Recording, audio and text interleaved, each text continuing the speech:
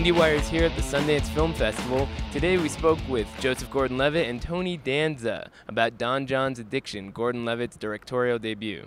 It's a movie about how people objectify each other and sort of fail to really make contact and connect with each other. And you know, the story centers around a relationship between a guy who watches too much porn and a girl who watches too many romantic Hollywood movies, and how these expectations that they've learned from these different media sort of prevent them from really connecting with each other.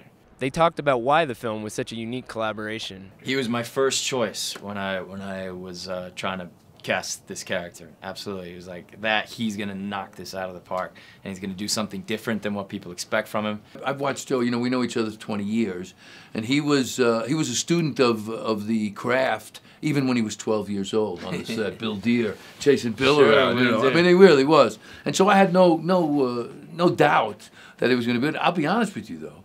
When I saw the movie Friday night, I couldn't believe how good it is. Gordon-Levitt talked about why a film about pornography addiction can't be made in Hollywood even today. I think there is a tendency in Hollywood to sometimes follow a formula because it's bankable.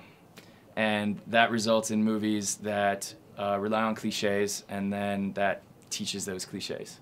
We made a movie that doesn't quite follow that normal formula, but it's going to become like a mainstream comedy that gets out there in front of people because Sundance allows that kind of portal, that kind of platform for movies that don't follow commercial formulas to find audiences.